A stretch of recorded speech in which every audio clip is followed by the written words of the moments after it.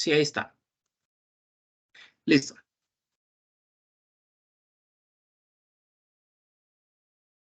Entonces les decía que vamos a ver la parte de cómo se debe equipar una sala de tomografía desde pues, el inicio de este proyecto, ¿verdad? Lo primero, antes de dividirlo como por partes, ¿verdad? Es ver cuál es la parte del espacio físico y la distribución de una sala de tomografía. O sea, de manera general. De manera general, una sala de tomografía cuenta con la sala de operador, sala del tomógrafo, ¿ya? Que estas son las salas más importantes para un tomógrafo. También hay una sala adicional, adyacente, que es la sala del cuarto eléctrico, donde van ubicada la maquinaria que suministra la corriente eléctrica al equipo.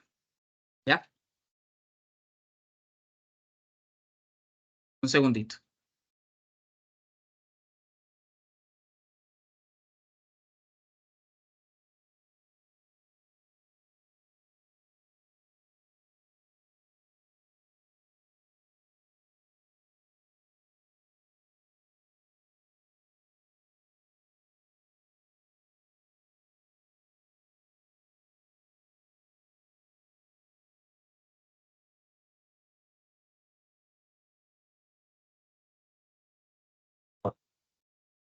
Bien.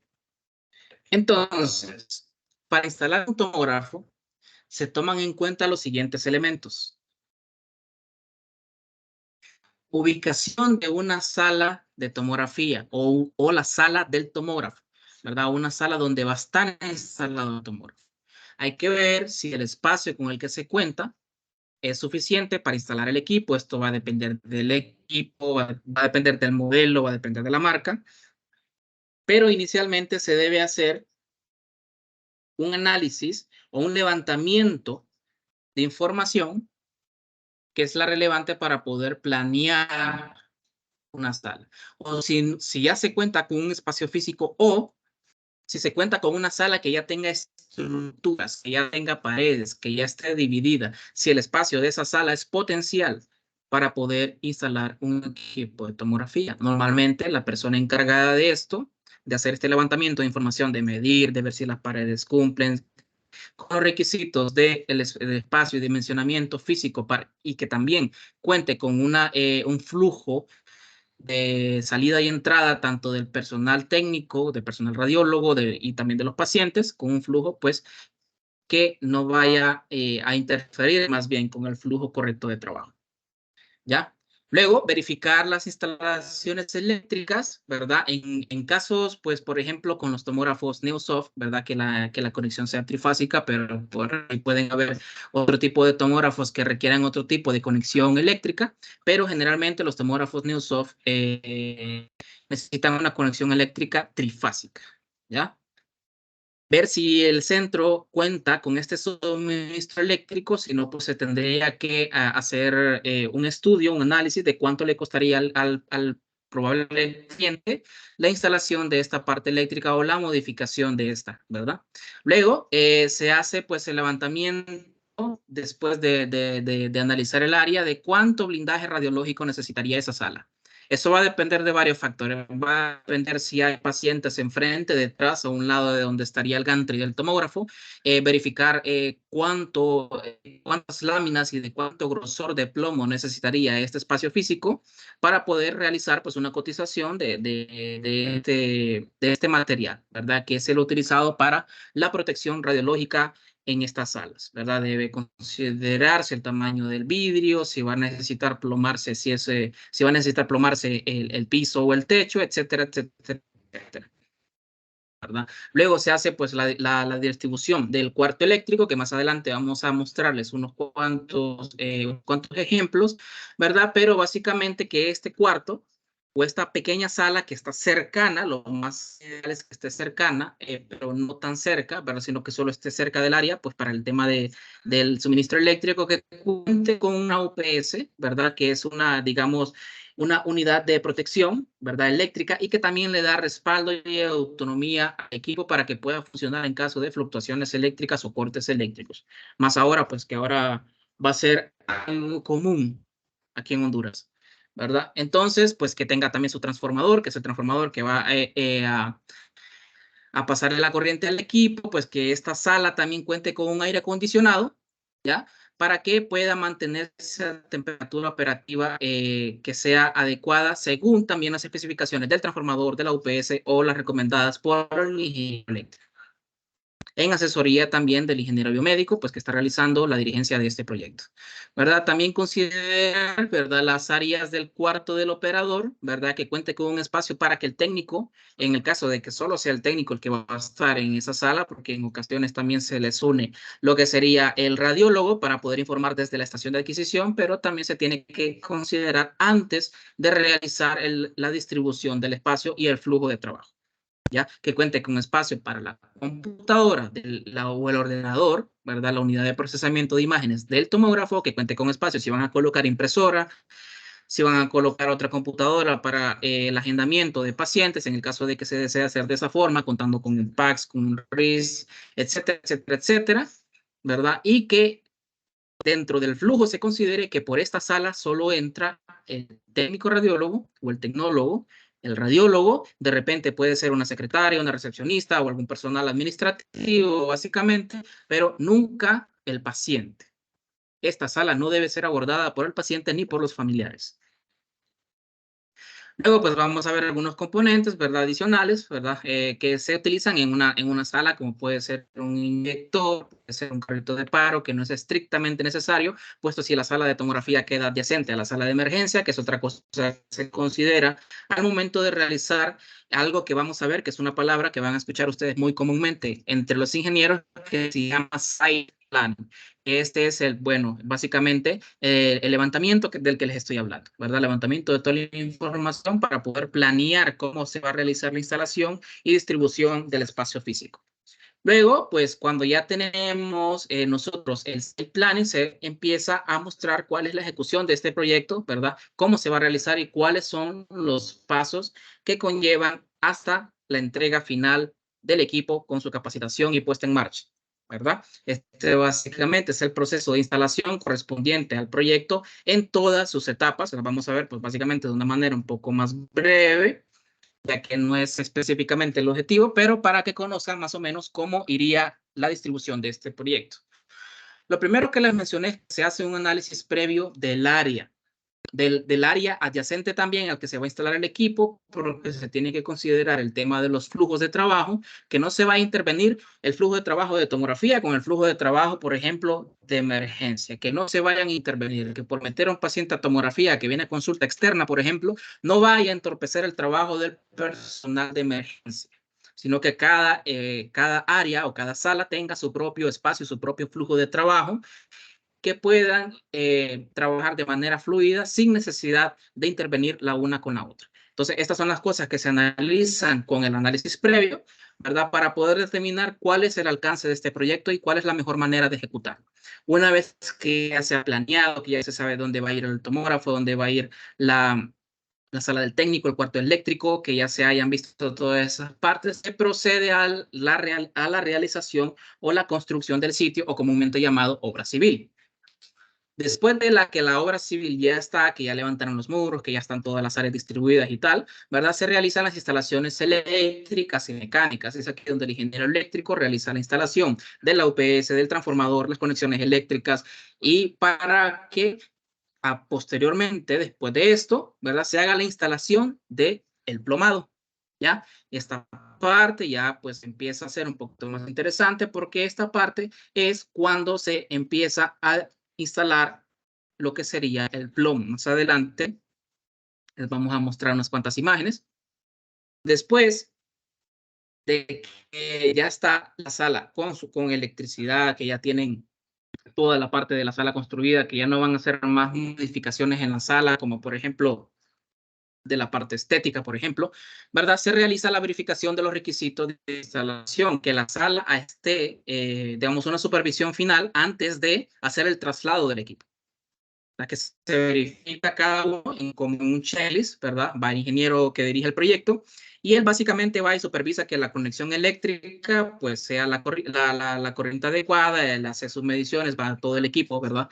De ingenieros y realizan mediciones eléctricas, que la corriente esté llegando adecuadamente a la UPS, que la corriente esté saliendo correctamente del transformador, que vaya a llegar bien a la salida, que esté, por ejemplo, el panel principal, el que interrumpe o permite la corriente eléctrica directamente hacia el equipo o hacia la UPS, ¿verdad? Que todas esas mediciones estén bien, que el plomado esté debidamente instalado, que cumple con todos los requisitos, ¿verdad? De eso se encarga el ingeniero que dirige los proyectos. Posteriormente, cuando ya el cliente cumple con todos estos requisitos, se hace el traslado del equipo. Antes no, por varios temas, como que si van a seguir construyendo, si van a seguir remodelando, etcétera, etcétera. Todas esas variantes pueden ocasionar a largo plazo o al corto plazo, pueden ocasionar dificultades para la ejecución correcta de este proyecto o para la operatividad del equipo. Por lo tanto, una vez finalizado todo esto, es que se realiza el traslado del equipo, antes no. Una vez que ya se ha realizado el traslado del equipo, en este caso del tomógrafo, ya se puede proceder a la instalación de él. Entonces se comienza a anclar la mesa, se coloca el gantel en su posición, se coloca en la sala del operador, se coloca ya sería la impresora, si es computadora, unidad de procesamiento, etcétera, etcétera, etcétera. Y una vez terminada la instalación, que el equipo ya se ha aprobado, se han hecho las debidas calibraciones, ¿verdad? Ya se puede poner en marcha para que posteriormente llegue la persona encargada de realizar la capacitación, en este caso el aplicacionista, ¿verdad? Del equipo, y pueda enseñarle a los usuarios finales, ya sea tecnólogos, ya sea radiólogos, para la parte pues de las reconstrucciones y que puedan ver cuáles son la calidad de imagen o cuáles son los estudios que pueden hacer con este equipo y se entienda realmente cuál es el alcance de este equipo para que puedan sacarle el máximo provecho y de esta forma poder hacer la entrega final del proyecto.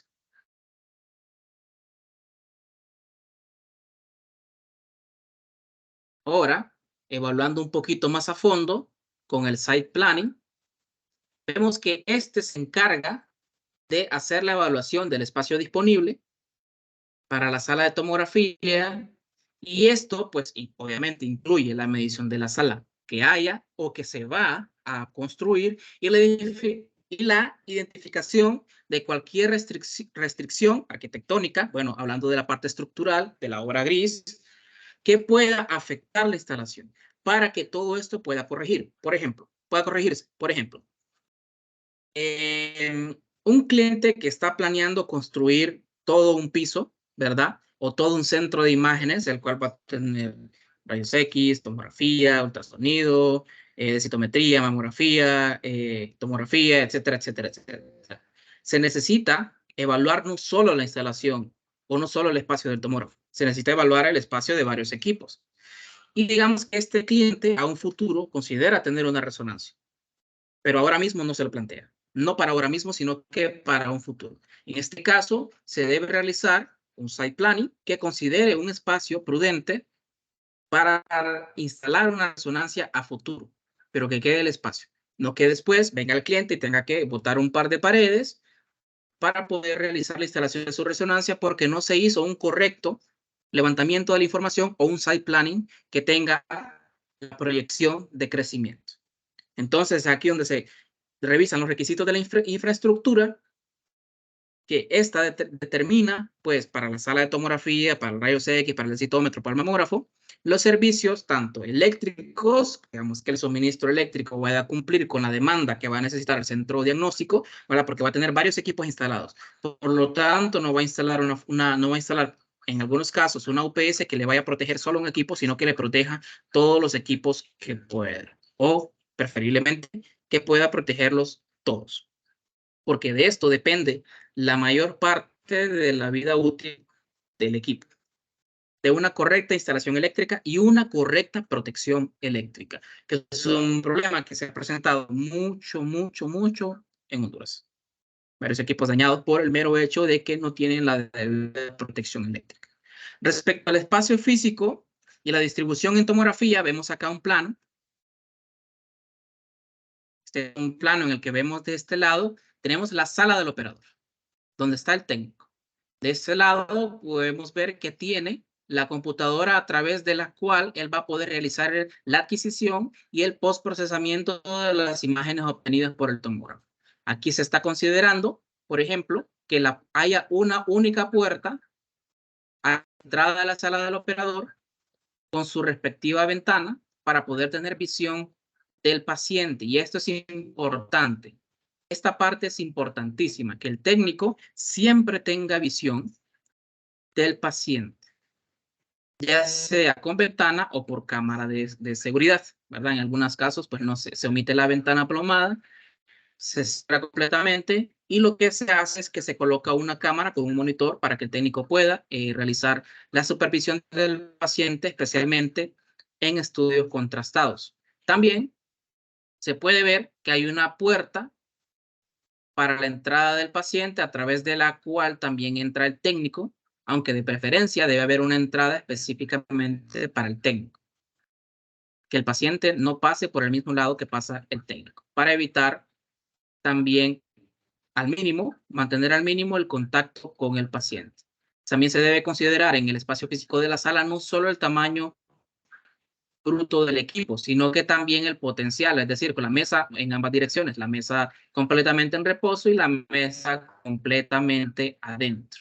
Ya vemos también acá que se está considerando el espacio del cuarto eléctrico, que es donde va el transformador, la UPS y su banco de baterías. Estas son algunas de las consideraciones. Este es un ejemplo de una sala de tomografía, digamos, aunque hay varias variaciones que se pueden hacer, como que, por ejemplo, el tomógrafo en este momento está pues longitudinal a la sala, pero también se puede poner en diagonal, ¿verdad? Eso va a depender de los requisitos que pida el fabricante del tomógrafo o en su defecto el espacio con el que cuente el centro, ¿verdad? Entonces, el diseño de la sala debe incluir la disposición del equipo, espacio para los pacientes, para el personal, para la sala de maquinaria, ¿verdad? O el cuarto eléctrico, ¿verdad? Espacio para almacenamiento, ya sea del material de contraste, ya sea para el material descartable, en algunos casos personal administrativo también, ¿verdad? Entonces, y algunas de las consideraciones de seguridad es que debe mantenerse siempre al máximo la protección radiológica. Una cosa, por ejemplo, y no solo la protección radiológica, sino que la protección también ambiental para el técnico. Por ejemplo, no vamos a colocar lo que sería la UPS en la sala del técnico.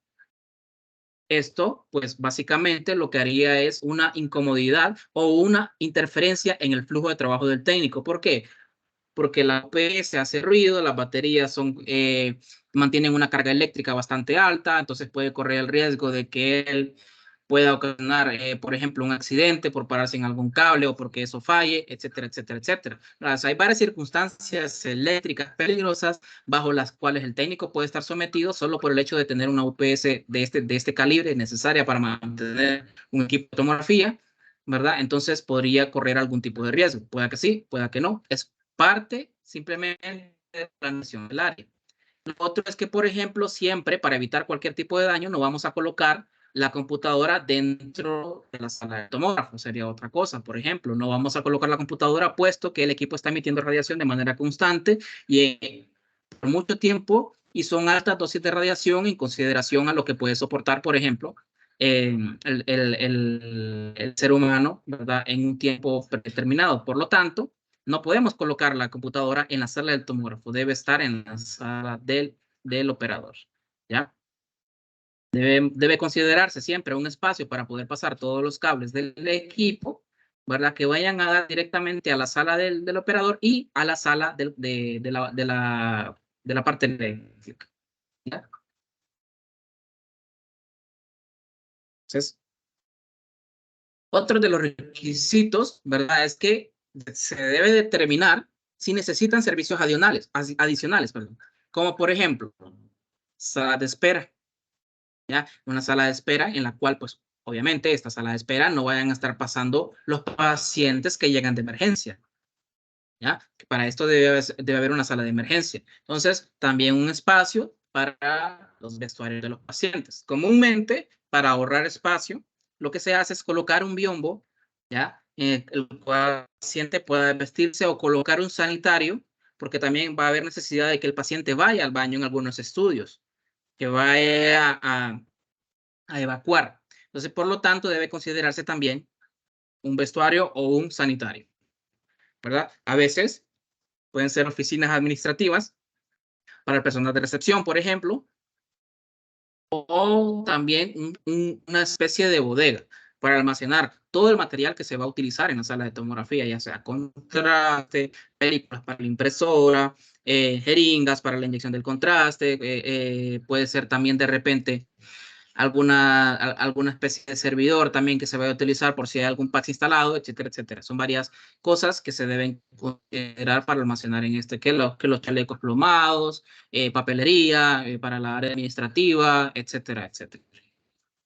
¿Verdad? Respecto a la planificación de la instalación, pues se elabora un plan de cómo se va a llevar a cabo esta instalación. Y este plan debe incluir los pasos específicos a seguir para el personal que va, por ejemplo, ya sea a instalar la parte eléctrica o para la obra gris, la estructural, ¿verdad? Eso puede incluir, en algunos casos, demolición de algunas paredes o remodelación de algunos espacios que ya existan, ¿verdad? Como unir dos salas o de repente se debe colocar el plomado encima de alguna parte que ya esté construida o añadirle alguna nueva, ¿verdad? Entonces, todas estas demoliciones o remodelaciones se deben incluir dentro del plan de instalación que proporciona el personal encargado de la dirigencia de este proyecto, ¿verdad? Hablando un poquito acerca de la sala del operador, vemos ahí, por ejemplo, esta sala es de Centro Médico Lancetilla, ¿verdad? Este es un centro que queda en Tela, ¿ya? En Lancetilla, en Tela, ¿verdad?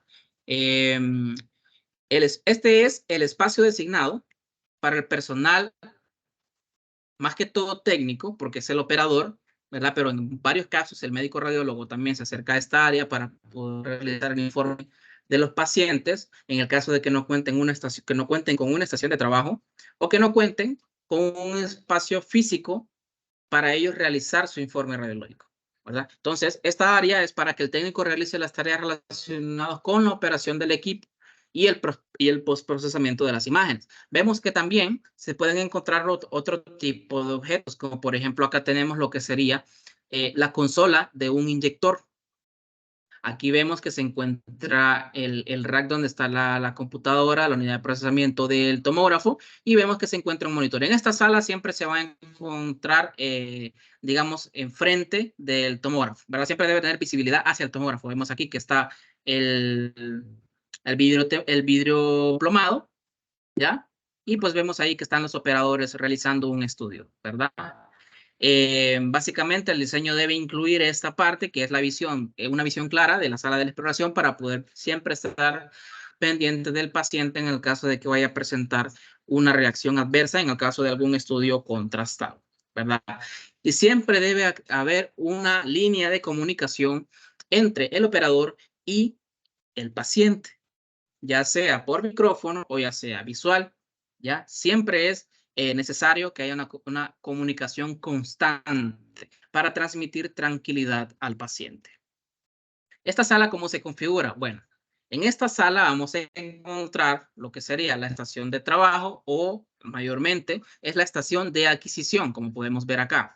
En este monitor, este teclado, este mouse, vemos aquí un CityBox, vemos acá una UPS, vemos aquí donde está el rack, donde está la computadora o las computadoras, dependiendo del equipo, ¿verdad? En este caso son dos computadoras las que hay, ¿verdad? Una computadora que realiza la adquisición y la otra realiza las reconstrucciones del equipo, ¿verdad? Son dos computadoras aparte, cada una tiene su propósito, ¿ya? Y también encima de ella encontramos lo que era la consola del inyector, ¿verdad? Que es otro de los equipos opcionales o adicionales que se pueden encontrar en una sala de tomografía. Y todo esto está configurado de forma que se pueda mantener la interacción con el software del equipo, el de adquisición, y también que se pueda realizar los ajustes necesarios en la adquisición, como modificar el KBP, modificar el MAS, modificar el pitch, que todas estas cosas son los parámetros modificables en una adquisición. Siempre debe verse o analizarse, ¿verdad? ¿Cuáles las condiciones de operación de esta sala? Como lo que sería pues, tener un aire acondicionado, a una cierta temperatura, normalmente pues 24 grados, ¿verdad? Con su cierta humedad, porque a mayor humedad, mayor riesgo de oxidación en algunos componentes electrónicos de las tarjetas que tienen las computadoras, o ya sean pues cualquier equipo que se encuentre en esta sala, tener su debida papelería o sus estantes para guardar papelería, ¿verdad? Hay algunos utensilios, ¿verdad? Como el almacenamiento también de contrastes, impresoras, o los hornitos para mantener el contraste a temperatura corporal.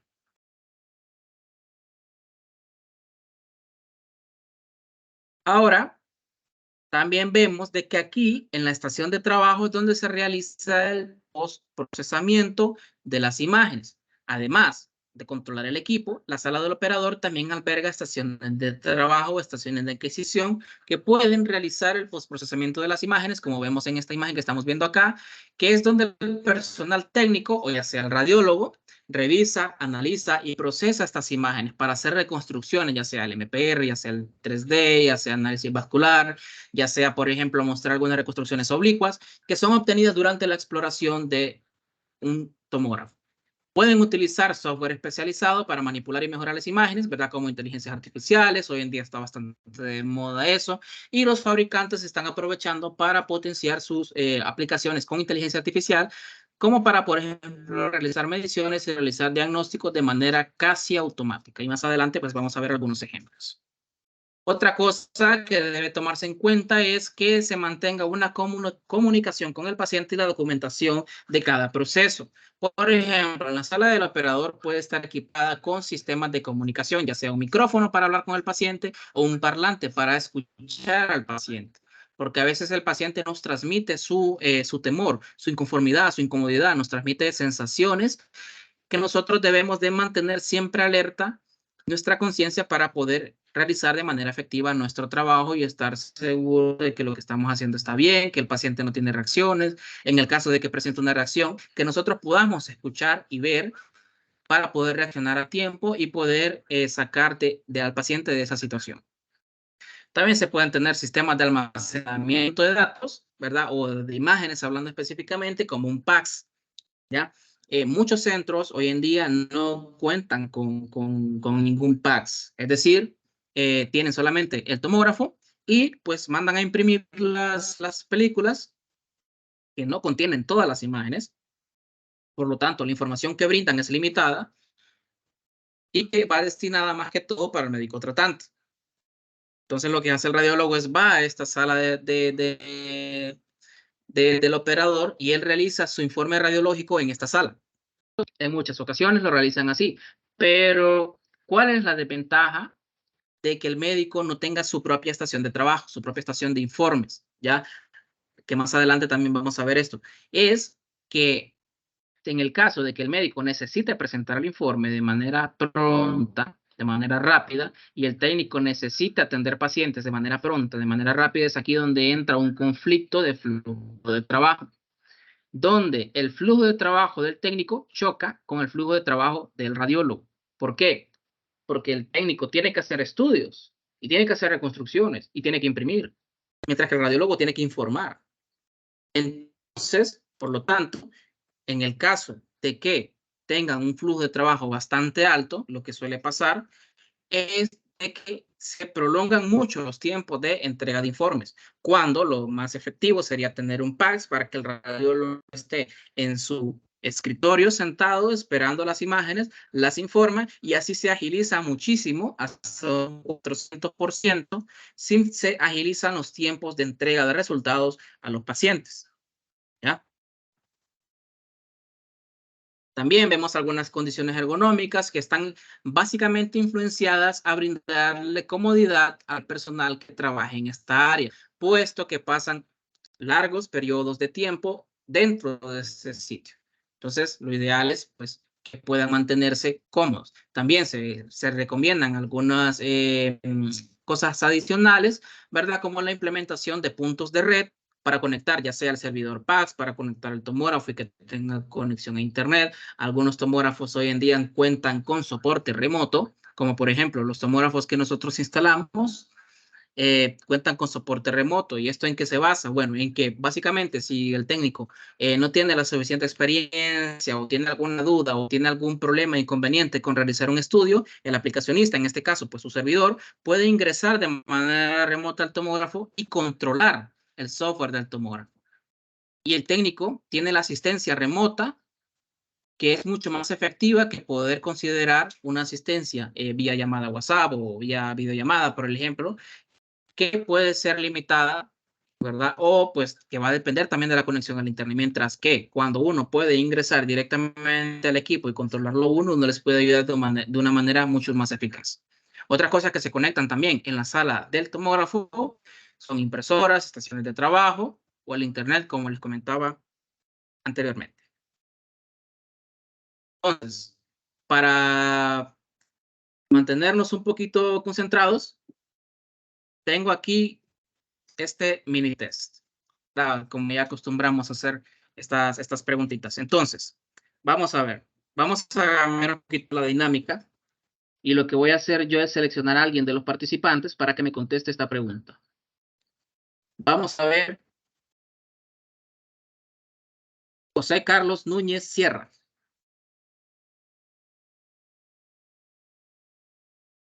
¿Cuál es la temperatura operativa recomendada en una sala de tomografía? 22 a 24 grados centígrados. De 22 a 24 grados centígrados. Perfecto. Muy bien. Muy bien.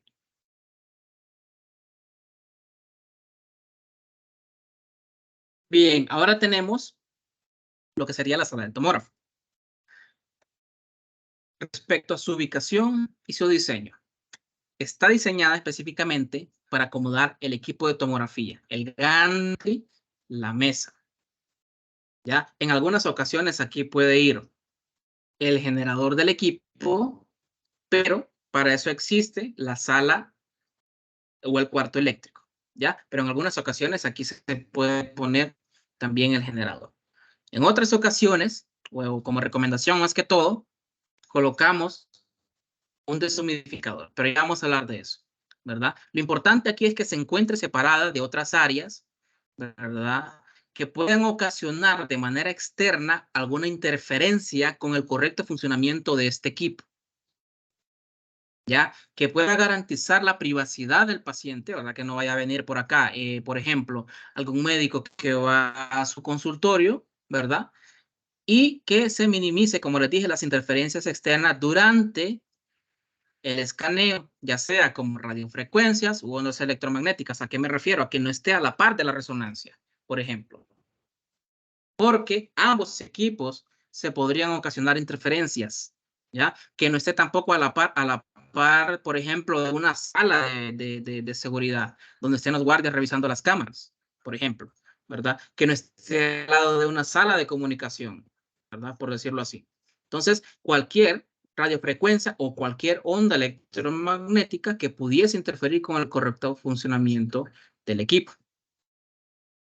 ¿Ya? También respecto a cuánto espacio necesitan para instalar una sala de tomografía, ¿verdad? Entonces, esta sala debe contar con el espacio suficiente para tener el equipo, para tener el cuarto del operador, para poder tener el espacio del cuarto eléctrico, ¿verdad? Que cumpla con todos los requisitos. Esto depende más que todo del fabricante para saber cuánto espacio pues ocupa el tomógrafo en sí y cuánto espacio ocupo yo para la sala del operador. Pero en general y de manera pues digamos un poquito más práctica y espacios reducidos y tal, pues podemos contar con unos 40 metros cuadrados.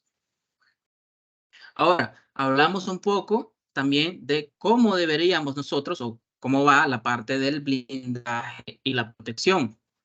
Bueno, primero que todo, la protección utilizada es el plomo.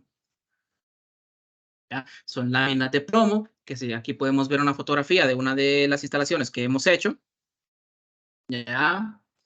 Entonces, en esta sala, lo importante, podemos ver ahí cómo va la distribución de estas estructuras para poder colocar el plomo y posteriormente, pues, tapar ¿verdad? Ya sea con tabla y eso, ¿verdad? Preferiblemente, pero ya eso ya sería decisión de las personas que están encargadas de esta área, ¿verdad? Pero el plomo es uno de los materiales más utilizados, si no el más utilizado, debido a que tiene una alta densidad, ¿ya? Un número alto, un número atómico alto, y su capacidad para detener la radiación, ¿ya? Porque la idea final es detener la radiación, evitar que atraviese. Pero el plomo no es la única cosa que puede detener radiación. Lo que pasa es de que hay que ver varios factores, como el número atómico y su densidad. Por ejemplo, no podemos colocar el mismo grosor de plomo que nosotros tuviéramos un material como, por ejemplo, madera, porque la radiación va a atravesar la madera, por lo tanto, habría que aumentar el grosor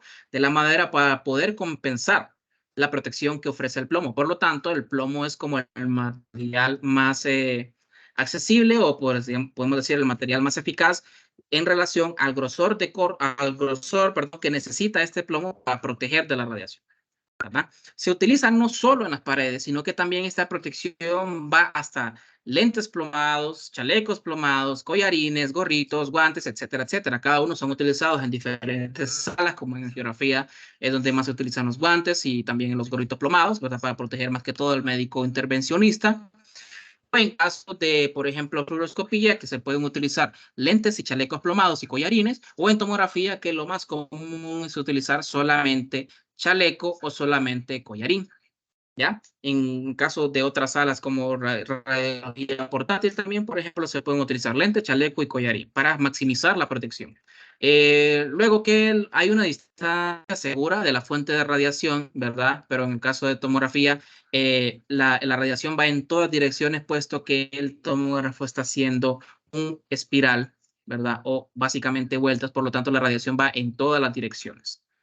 A pesar de que tiene su filtro, su colimador, ¿verdad? Que está la protección plomada, nosotros siempre debemos considerar que la radiación siempre va perdiendo su intensidad a mayor distancia, ¿verdad? Pero eso ya sería otro asunto, hablar de la ley de la inversa cuadrada, tiempo de distancia de blindaje, que son los principios básicos de radioprotección, ya deberíamos nosotros manejarlos, ¿verdad?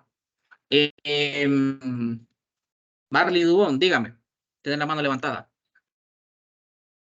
Sergio, buenas tardes. Disculpa la interrupción. Es que hay varios compañeros que dicen que no pueden entrar a la reunión por WhatsApp. Están mandando mensajes. Tal vez les puede apoyar.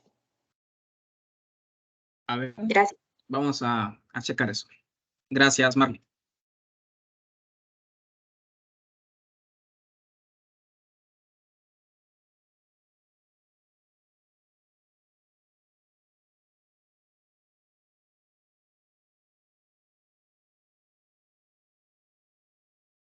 Bien, vamos a revisar esto un segundito.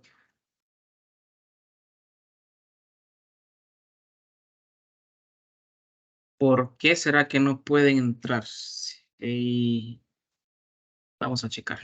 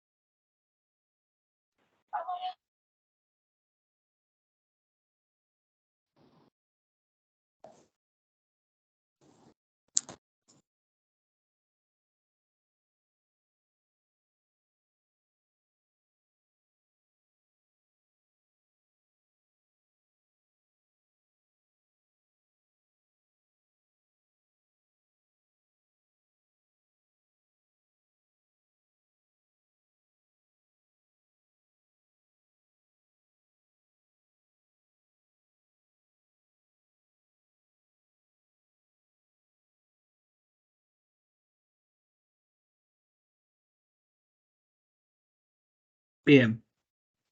Ya compartir nuevamente el link directamente de la reunión. No deberían tener problema para entrar. Ok.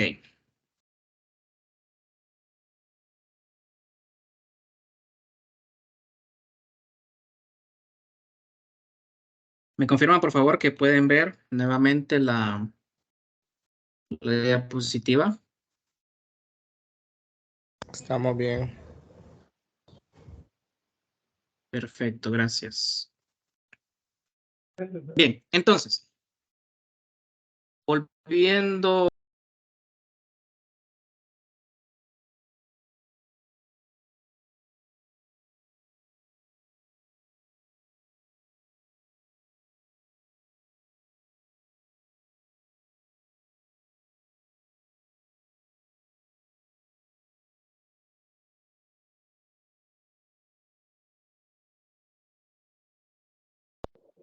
Sergio, no se le escucha su audio.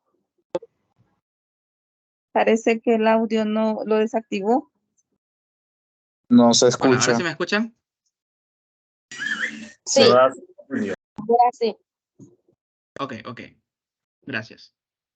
Bien, entonces les decía que para poder decidir cuánto plomo o qué grosor se va a colocar de plomo en esta sala o cuántas láminas, ¿verdad? Se realiza un estudio.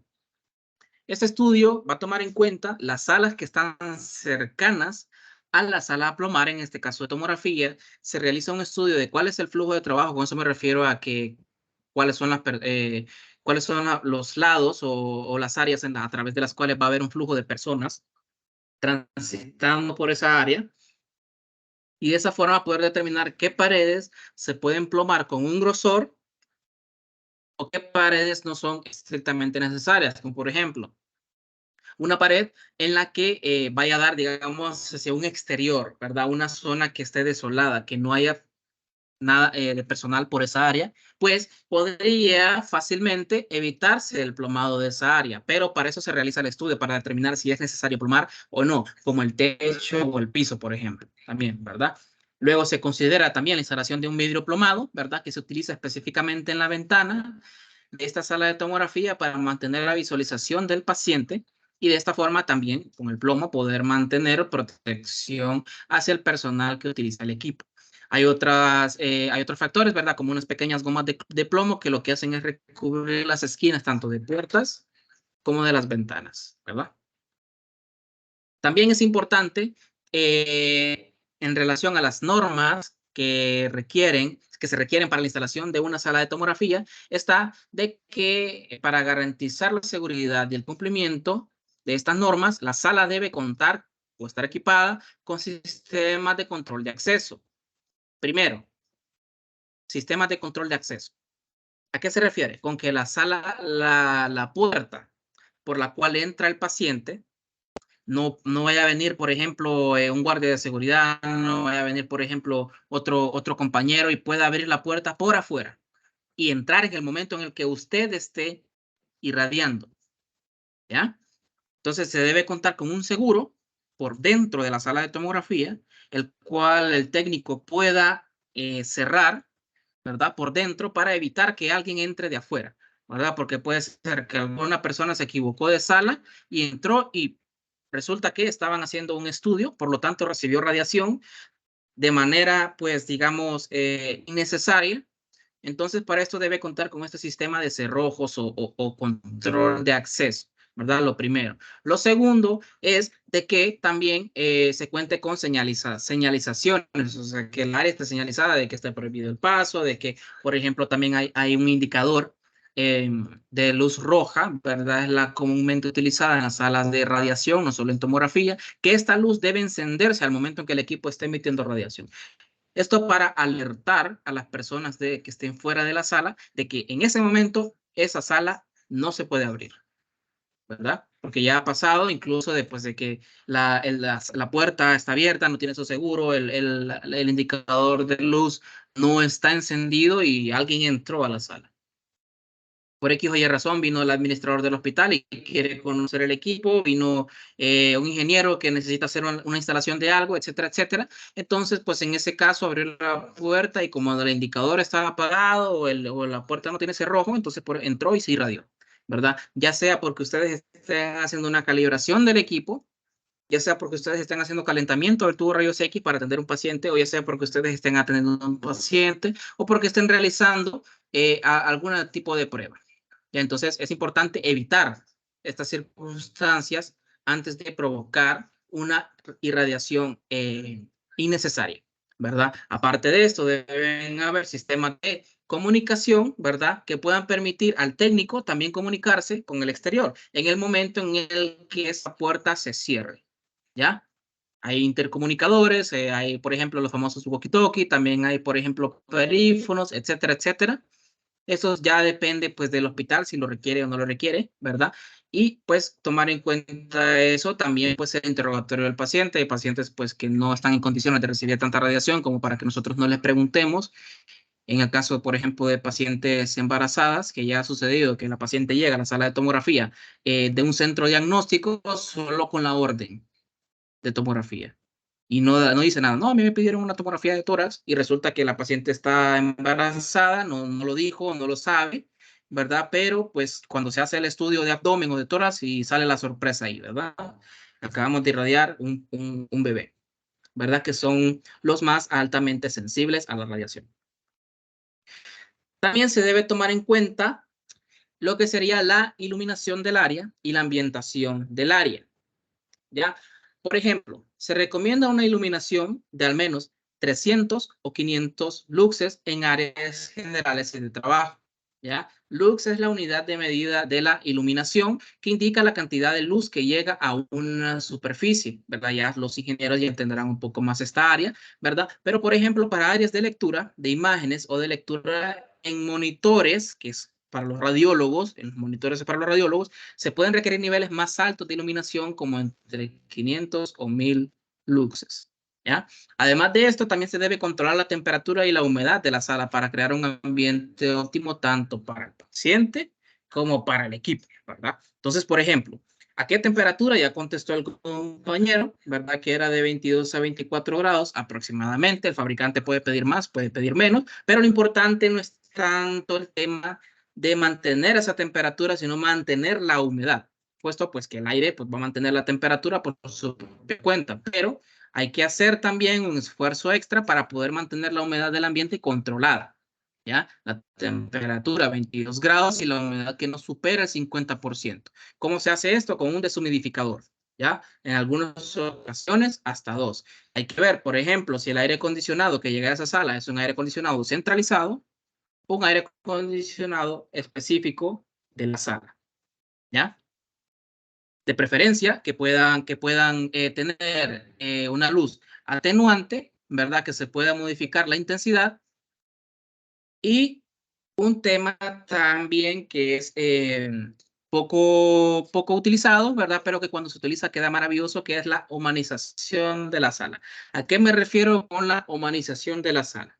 Bueno, me refiero a que en las paredes, o ya sea el tomógrafo, o ya sea el techo, ¿verdad? Se decoren con gráficos que sean agradables a la vista, que transmitan tranquilidad al paciente, puesto que él llega en una condición estresante, con mala salud física. Nadie va a llegar en plena salud a realizarse una tomografía solo porque sí, nadie va a andar feliz y contento, ¿verdad? O puede que sí, pero en la mayoría de los casos los pacientes llegan con condiciones de ánimo bajas, Por lo tanto, el tener una vista agradable al momento de realizarse un estudio, que sea como sea, ellos están porque se los han dicho, porque les quieren descartar algo. Entonces, en la mayoría de los casos, humanizar la sala, o sea, como esta que ven acá, que pues tiene unos pescaditos ahí bien bonitos, ¿verdad? Digamos, como un acuario, por decirlo así, ¿verdad? Donde hay varias especies de animales que transmite tranquilidad al paciente. Y aquí vamos a ver otro ejemplo, ¿verdad? Cada centro tiene digamos, cada sala de tomografía puede pintarse de 1000 formas, pero el punto específico de esto es poder humanizar la sala y poder transmitir mayor tranquilidad al paciente, ¿ya? Otras cosas, por ejemplo, que cuente con un espacio para la preparación del paciente, ya sea para canalizarlo, ya sea para que se cambie de ropa, para que haga sus necesidades. Entonces, por lo tanto, yo les comentaba pues de que en algunas ocasiones no se instala como tal un vestidor, aunque es lo recomendable que cuente con un vestidor, sino que se pone un biombo para que el paciente pueda cambiar ropa. Y ahora, con el otro tema, la parte eléctrica. En el cuarto eléctrico, nosotros vamos a encontrar que este alberga toda la parte eléctrica que es necesaria para el funcionamiento del equipo de tomografía y de la sala del operador. ¿Dónde está ubicada? Bueno, generalmente se encuentra en una ubicación cercana, no a la par, sino cercana, puede estar detrás del equipo también, ¿verdad? Pero que esté separado. ¿A qué me refiero con ello? Vuelvo y repito. Que no vayan a poner la UPS donde está el técnico, que no vayan a poner el transformador donde está el técnico, que no vayan a poner estos equipos que mantienen altas cargas eléctricas cerca de cualquier persona. O sea, básicamente que sea de acceso restringido para que no pueda entrar cualquier persona y ocasionar algún accidente, ¿verdad? Del cual se pueda lamentar por tener una mala distribución de estas áreas, ¿verdad? Puede estar cerca de la sala del tomógrafo, ¿ya? En una ubicación centralizada, ¿verdad? Porque aquí hay cables eléctricos de alta tensión que mantienen altas cargas eléctricas, ¿verdad? Que a veces con un botón pueden apagar todo el equipo y se puede estar realizando un estudio. Entonces, para evitar este tipo de accidentes, se recomienda que esta sala sea de acceso restringido. ¿Qué es lo que va a guardar? Bueno, va a guardar la alimentación eléctrica. Alberga el panel de control principal, que es un panel que puede, con un solo interruptor, controlar el suministro eléctrico que llega, ya sea al transformador, ya sea a la UPS, ¿verdad? O puede ser para ambos también, ¿verdad? Que va también de esta sala hacia el tomógrafo, ¿verdad? Y cualquier otro aparato que esté relacionado al funcionamiento del mismo, ¿verdad? Estos interruptores permiten encender y apagar el suministro eléctrico y proporcionar la energía eléctrica necesaria para el funcionamiento del equipo. Asimismo, la UPS, ¿verdad? Proporciona autonomía y respaldo eléctrico al equipo en el caso de interrupciones eléctricas repentinas, asegurando la vida útil del equipo, ¿verdad? Esto es parte de la protección del equipo. Ahora mismo aquí en Honduras pues estamos viendo una situación en la que los apagones eléctricos van a ser muy frecuentes, pero pues muchos de los equipos, bueno, todos los equipos que nosotros hemos instalado cuentan con esa protección eléctrica. Es decir, van a poder trabajar con completa normalidad, la luz se puede interrumpir, lo que va a hacer pues la UPS básicamente es darle el respaldo necesario al equipo y protección eléctrica para que no le pase nada, para que digamos se mantenga encendido para poder terminar un estudio o para poder apagarlo y poder terminar, digamos, esa circunstancia de forma segura. ¿Ya? Hay otros aparatos, ¿verdad? Que se encargan de la protección eléctrica, como un transformador seco, ¿verdad? Que está en el cuarto eléctrico porque está diseñado para dar una protección adecuada contra sobrecargas eléctricas o picos eléctricos, también cortocircuitos, también interrupciones abruptas, ¿verdad? O repentinas del suministro eléctrico que puedan afectar al tomógrafo. ¿Ya? Que puedan ocasionar también incluso mini picos eléctricos que puedan ocasionar ruidos, digamos, que puedan interferir con la imagen final, ¿verdad? No solo para el tomógrafo, sino que para resonancia. Y esto es mucho más delicado en la resonancia, puesto que estos equipos pueden ocasionar una interferencia, aunque sea mínima, pero que puede alterar la imagen. Entonces, por eso es recomendable de que estos equipos estén correctamente instalados ¿verdad? Porque ellos mismos incluyen algunos dispositivos de protección como disyuntores, fusibles, reguladores de voltaje, etcétera, etcétera, que se encargan de asegurar el correcto funcionamiento del suministro eléctrico que llega al equipo, ¿ya? Aunque no cuenten con UPS, ¿verdad? Pero en el caso de una interrupción energética, en ese caso, pues ahí sí es necesario la UPS, que también es otro, digamos, peaje de seguridad, ¿verdad? Para el corriente eléctrico, ¿verdad? Otro de los equipos que vamos a encontrar también son inyectores de medios de contraste, ¿verdad? De estos hay varios.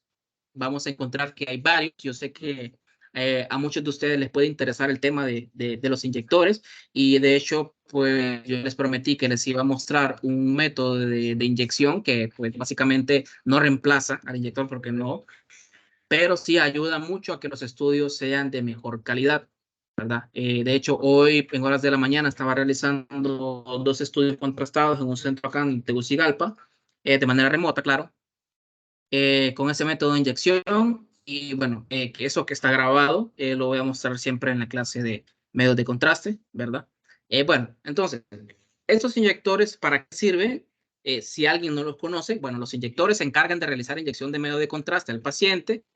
Luego vemos que es el medio de contraste, ¿verdad? De manera básica, pero administran de forma segura, controlada, y más que todo constante, ¿verdad? Constante. O sea, aquí la clave es la constancia de la inyección de medio de contraste en el paciente para los estudios de tomografía.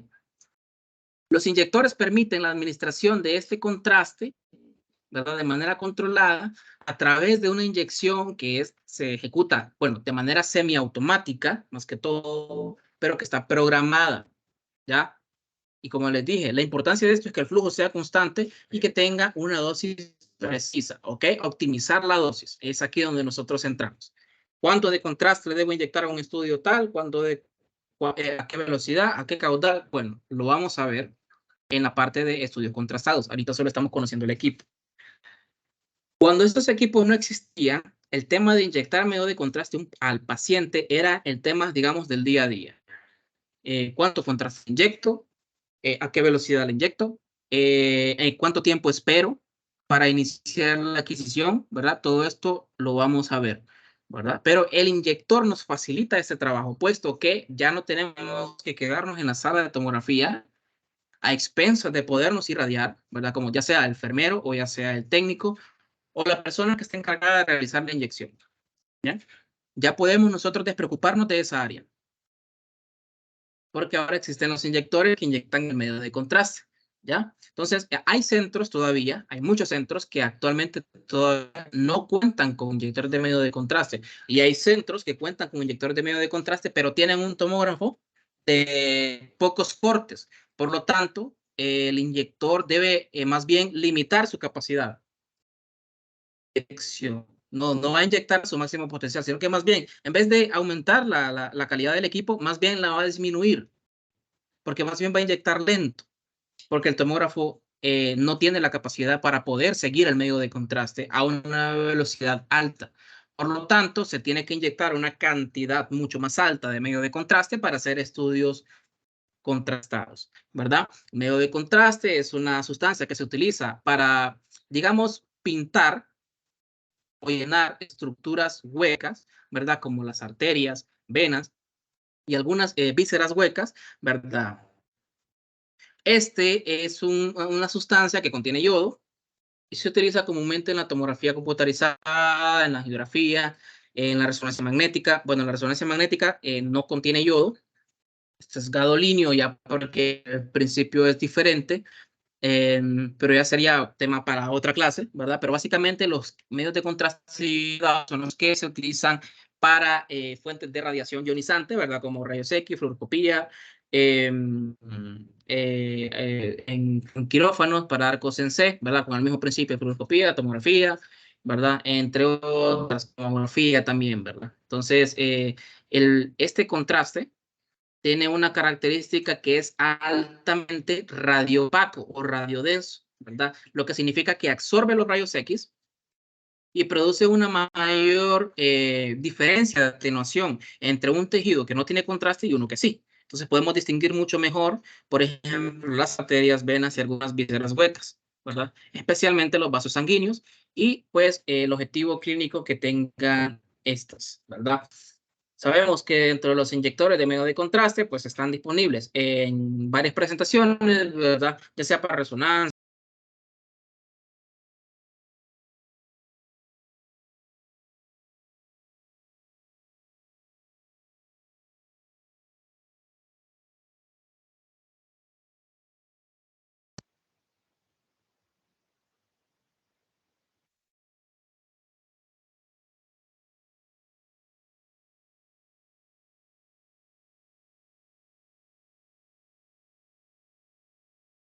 No se escucha.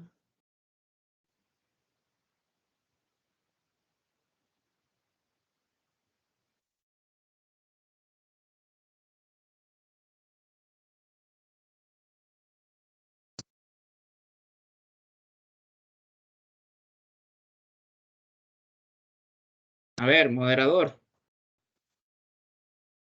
Está apagado el micrófono. Bueno, les decía. A ver. Les decía, dentro de estos inyectores hay dos tipos, ya los que tienen un émbolo y los que tienen dos émbolos, ¿cierto? Esa parte sí la escucharon. Nos quedamos por la parte de cuál sería la diferencia de inyectar o no solución salina, ¿ya? Por ejemplo, sabemos que el medio de contraste es una sustancia que contiene yodo y es altamente denso, por lo tanto es espeso. Y entre más espeso puede ocasionar un déficit o modificar la presión que en ese momento tenga arterial el paciente, ¿ya? Entonces puede ocasionar algunas reacciones, ¿verdad? Por la alta osmolaridad que tiene, la concentración de yodo que tenga, que hay que 300, que hay 350, que hay 370, con una osmolaridad alta, con una osmolaridad baja. O sea, de medios de contraste hay una gran variedad. Entonces, la idea de inyectar solución salina en estos casos, o sea, no solo porque tenga el inyector, sino que sería la recomendable para todos, porque esto realiza varias funciones. La primera es, lo primero que nosotros hacemos antes de inyectar el medio de contraste es probar la vía, probar que pueda soportar la presión que vamos a ejercer al momento de inyectar el medio de contraste. Entonces hacemos una prueba de la vía. Luego, que esta vía pueda, que esta solución pueda empujar el medio de contraste. ¿Y cuál es la idea de empujar el medio de contraste? Que se vaya más compactado el bolo de contraste. ¿Sí? A ver, decían.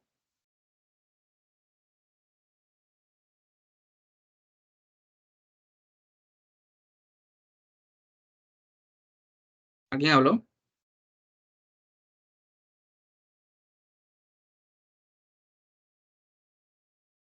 Ya, ok. Entonces, el objetivo de esta...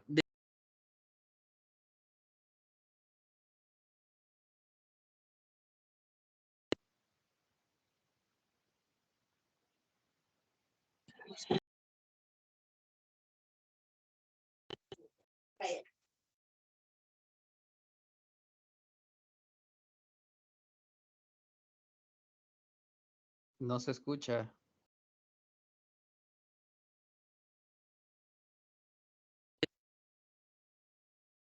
A ver, ¿ahora sí se me escuchan? Ahora sí. Ok, gracias, Cristian. Entonces,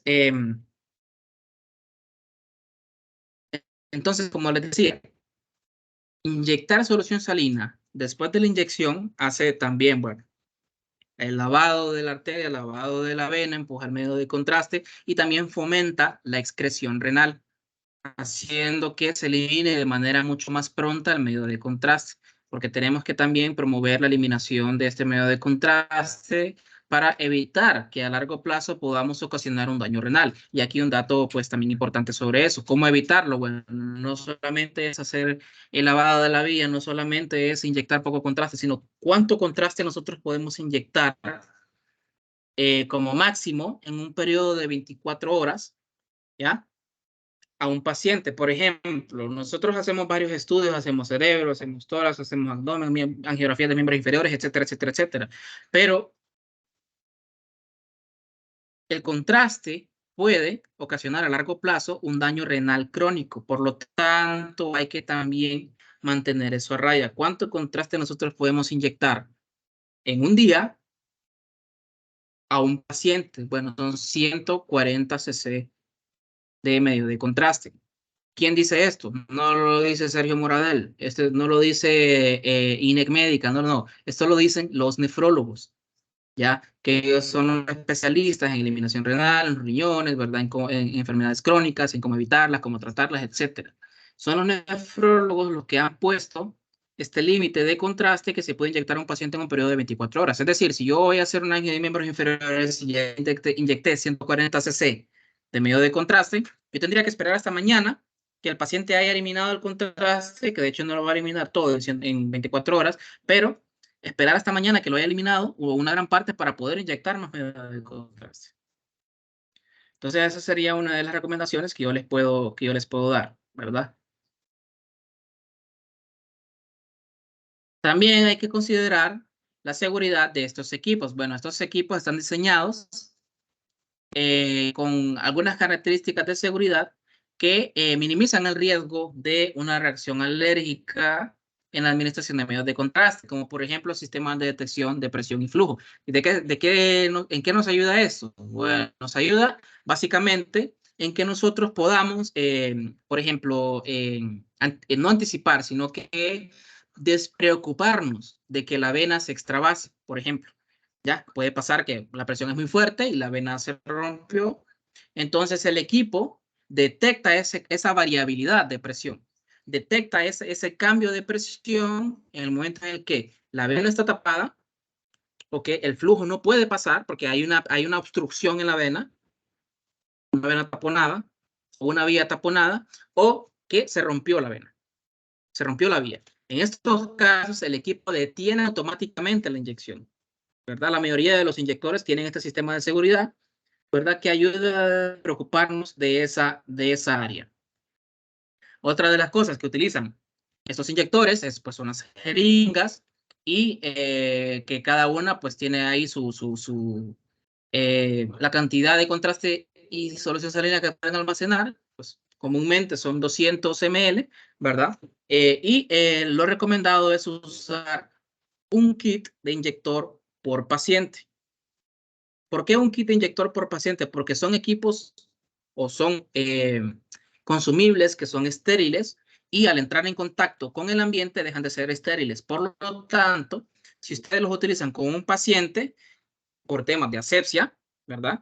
Y protección también al paciente, no se va a realizar una segunda inyección con esta misma jeringa, porque ya entró en contacto con el ambiente y perdió la esterilidad del interior, ¿verdad? Entonces, hay formas, pero no las voy a decir porque yo no las recomiendo, ¿verdad? Pero por ahí hay personal que utiliza esto hasta 2 veces, ¿verdad?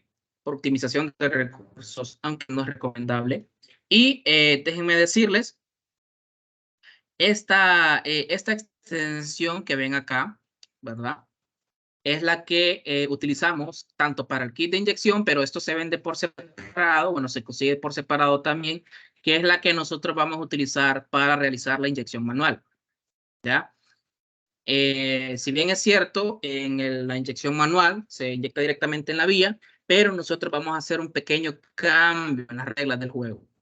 Nosotros no vamos a inyectar, bueno, el método que les voy a mostrar no se basa en inyectar directamente en la vía, sino que inyectar a través de esta guía, o algunos le llaman colita chancho, guía, sonda, etcétera, extensión, etcétera, como lo conozcan en su centro, en su lugar o en su país, ¿verdad? Para las personas que son de los países. Esto lo vamos a utilizar para inyectar manualmente y esto es el secreto de que el estudio salga bien. Porque inyectar directamente nos evita a nosotros poder maniobrar o realizar la técnica que les voy a mostrar. Tal vez alguno por ahí la puede conocer, tal vez no, ¿verdad? Pero para los que no la conozcan les va a servir muchísimo. De hecho, como les comenté, hoy hicimos con una colega, ¿verdad? Acá mismo en Tegucigalpa, unos estudios contrastados y salieron muy bien. También debemos tomar en cuenta lo que sería el cuarto de interpretación, que es donde el radiólogo va a realizar el informe radiológico, que debe tener su monitor diagnóstico, la iluminación adecuada, debe tener conexión a internet o para un PACS, para que el radiólogo pueda realizar el informe. Hoy en día, pues, la mayoría de los PACS son en línea, ya no necesitan instalar un software y una estación de trabajo que sea carísima, difícil de acceder, sin actualizaciones, sin soporte, etcétera, etcétera, etcétera, ¿verdad? Ahora, vamos a buscar a alguien más para que me conteste cuánto cc de medio de contraste podríamos inyectar en un estudio de cerebro contrastado.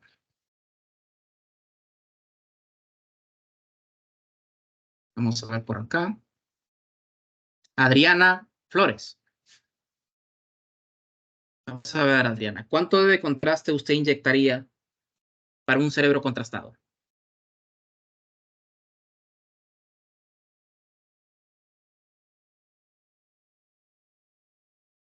A ver, si no contesta, buscamos otro.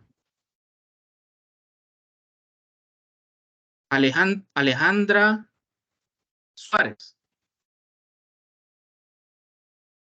Alejandra Suárez, ¿cuánto cc de contraste usted utilizaría para inyectar? No tenga miedo de contestar, si es eso, ¿verdad? O sea, para eso estamos, para aprender, no para...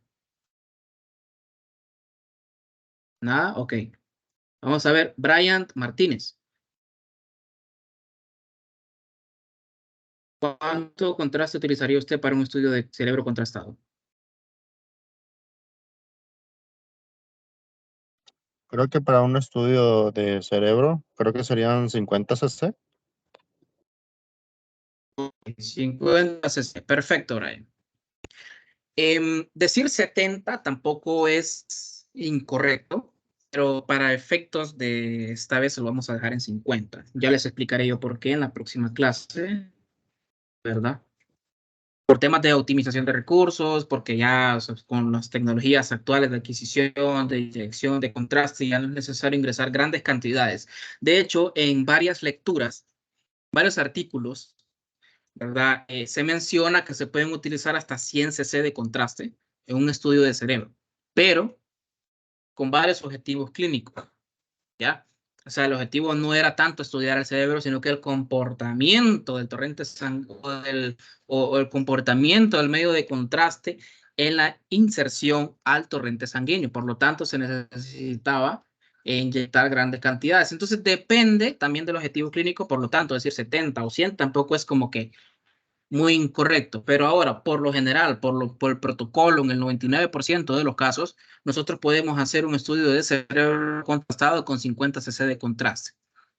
Hay puntos muy específicos como que la concentración de yodo sea 300, 350 o 370. El recomendado para tomografía y el mejor es 370, no 300.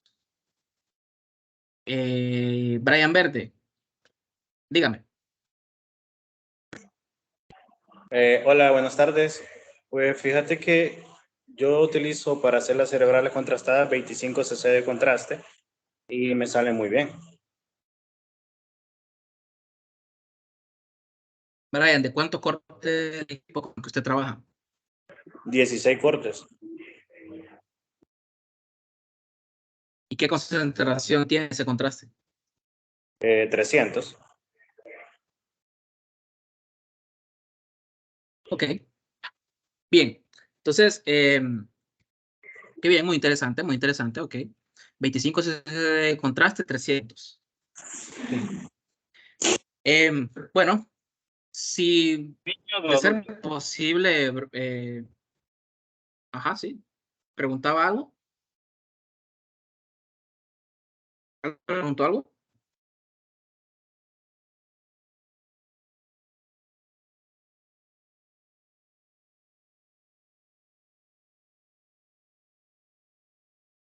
Ok. Bueno. Preguntaba si los 25 es en pacientes general adultos o solo en pediátricos, tal vez. No, los 25 cc los utilizo en personas adultas y ya en pacientes pediátricos tengo como una especie de tabla que utilizo, que es kilogramo de peso entre 0.5 por 0.5 para poder ponerle a los pacientes pediátricos no una cantidad exagerada de contraste, sino una cantidad por su peso.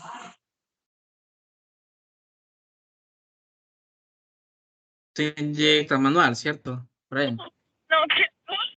Sí, con inyectado manual, con inyectado de inyector, obviamente utilizo un poco más de contraste. Ok. Bueno, está muy interesante que utilice tan poca cantidad de contraste, aunque al final, qué bueno porque utiliza poca dosis de contraste, ¿verdad? Pero bueno, pueden encontrar en literaturas que más bien sería más contraste, pero la idea es esa, pues que se optimice la dosis de contraste que se administra al paciente. Y digamos que con 50 cc, pues estamos muy bien. Diga.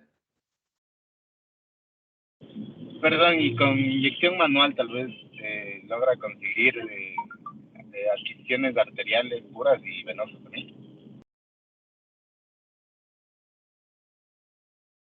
Sí, así es, sí, sí, sí.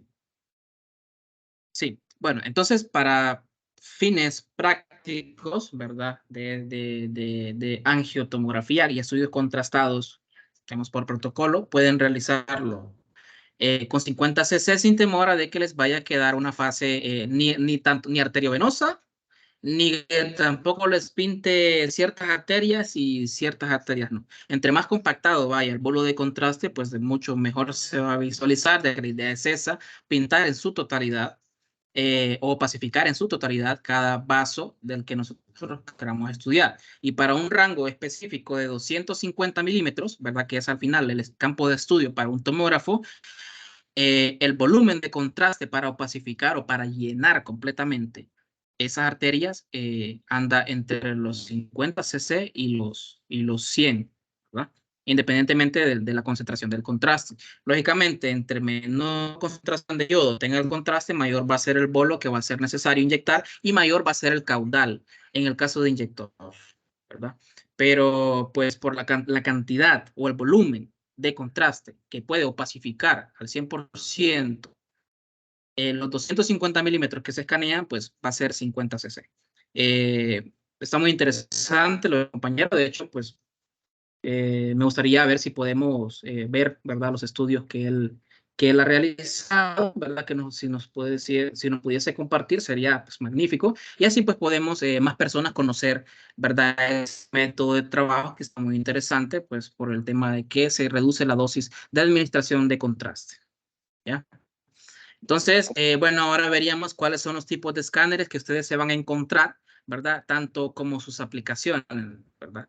En el caso, pues, de la familia de Neosoft, nosotros vamos a encontrar tomógrafos desde los 16 cortes hasta los 512 cortes. Vamos a ir hablando más o menos un poquito de ellos para ir avanzando e ir viendo qué aplicaciones nos ofrecen estos equipos y por qué optaríamos a querer un equipo de estos, ¿verdad? Lo primero sería ir viendo la línea de entre 16 y 32 cortes, ¿verdad? De hecho, en Honduras hay alrededor de 25 tomógrafos de la marca Neosoft, ¿verdad? Que son de 32 cortes y hay uno de 16 cortes, ¿verdad? Que se encuentran en Honduras, ¿verdad? Alrededor de 25 tomógrafos.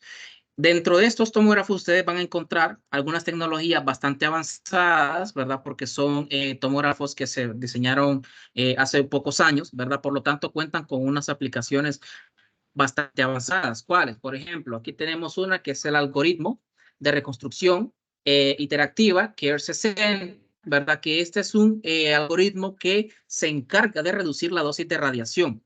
¿Cuánto? Bueno, depende del caso, depende del estudio, ¿verdad? Depende del paciente, pero en el mejor de los casos le va a reducir hasta un 94% la dosis de radiación. ¿A qué me refiero? Bueno, hay un valor que es utilizado en tomografía que se llama CTDI-VOL, que es el índice de dosis de radiación en tomografía computarizada por volumen, o llamémosle dosis efectiva. ¿ya? Entonces, la dosis efectiva promedio en la mayoría de equipos de 32 cortes o 16, ¿verdad? Y ahí, bueno, hay varios, de hecho, pues los compañeros, ¿verdad? Las personas que trabajen con General Electric, que trabajen con Philips, que trabajen con Siemens o con todas esas marcas, si pudieran verificar esto en sus equipos, ¿verdad? Al momento de realizar un estudio, que verifiquen, por ejemplo, cuál es el volumen o la dosis efectiva que se ejecuta por volumen en un estudio de cerebro, por ejemplo, que es la dosis más alta. No hay un estudio que tenga más dosis que un cerebro simple, ¿ya? Entonces, van a encontrar que la dosis promedio anda entre 60 miligrays, ya esa es la unidad de radiación que se utiliza para medir la dosis efectiva, anda entre los 60 miligrays y hasta los 200 miligrays, ¿ya? Entonces, vean eso, por favor, en sus equipos. No es su obligación, ¿verdad? Pero se los dejo a ver si nos pueden colaborar con eso, para que vayamos comparando entre marcas, ¿verdad? Cuáles son las dosis que se utilizan en esto. Por ejemplo, en el de Neosoft, las dosis de cerebro andan entre los 35 miligrays y los 50 miligrays. Es una dosis bastante baja en comparación a otros equipos, por ejemplo, ¿verdad? Entonces, los que puedan, ¿verdad? Nos van compartiendo ahí cuánto es la dosis que utilizan para cerebro, ¿verdad? Y se van a encontrar que probablemente no baja de 60 miligrays, ¿verdad? Entre 60 a 100 miligrays y en algunos casos hasta 200, ya depende también del equipo, ¿verdad?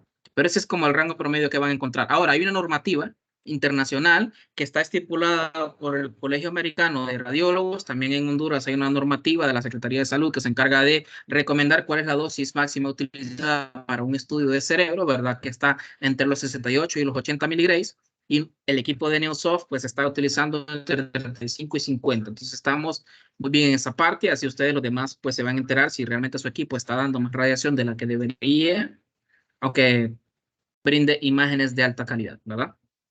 Entonces, pues en el caso de los pacientes pediátricos, van a encontrar de que se reduce hasta 94% de la dosis de radiación. ¿Y cómo hace esto el equipo? Bueno, tiene un algoritmo que trabaja para mejorar la suavidad de la imagen, reduciendo el ruido a través de un modelo retrospectivo del modelo anatómico de la persona. Si nosotros jugamos un tórax, el equipo pone el algoritmo de tórax y reduce la dosis de radiación para tórax a través de una reconstrucción de la data cruda con un modelo anatómico, ¿ya?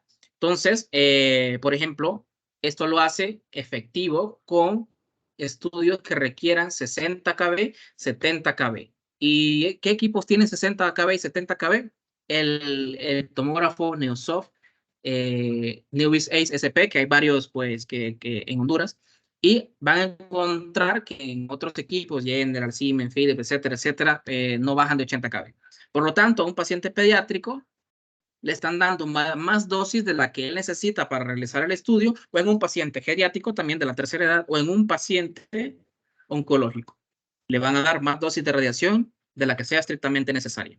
Otra cosa que van a tener es que este tomógrafo, el de 32 cortes de Neosoft, cuenta con una aplicación que se llama análisis vascular. Esta le ayuda al médico radiólogo a realizar mediciones de manera automática a través de un algoritmo de inteligencia artificial para poder medir el diámetro del vaso. En este caso, pues estamos señalizando acá lo que sería una área de estenosis en una de las arterias y podemos ver que está también realizando la medición del diámetro en su punto más ancho y en su punto más estrecho, ¿verdad? La dosis efectiva realizada para este estudio contrastado fue de 7.5 miligrays, cuando la dosis utilizada promedio es de 15 a 30 miligrays. Entonces andamos bastante bajito y se realizó con 100 kb.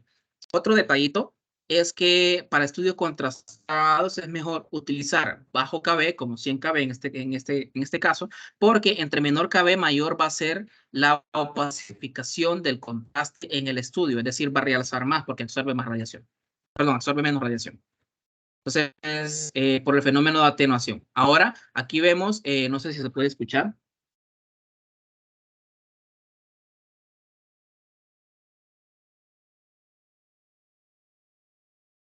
¿Me confirman si se escucha? Sí se escucha. Sí se escucha.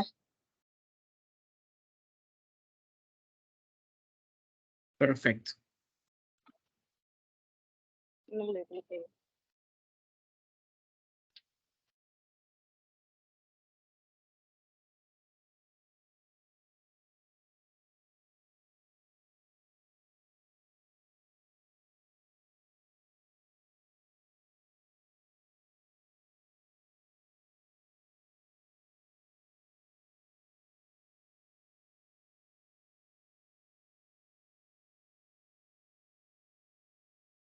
Bien.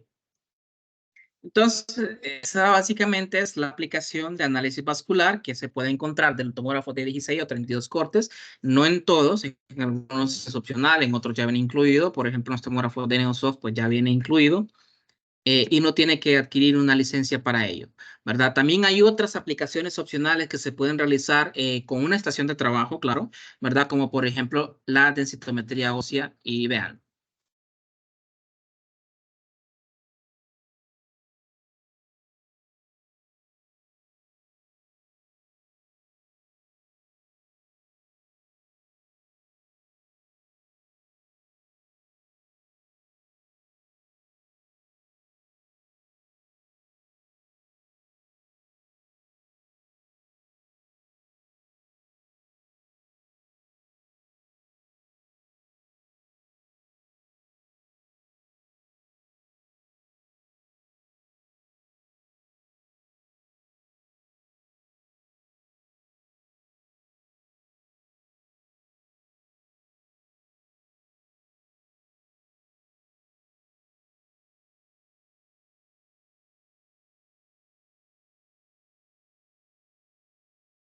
¿Pero se escucha el audio del video? No, ese no. Ah, ok, ese era el audio que pensaba que no es bueno.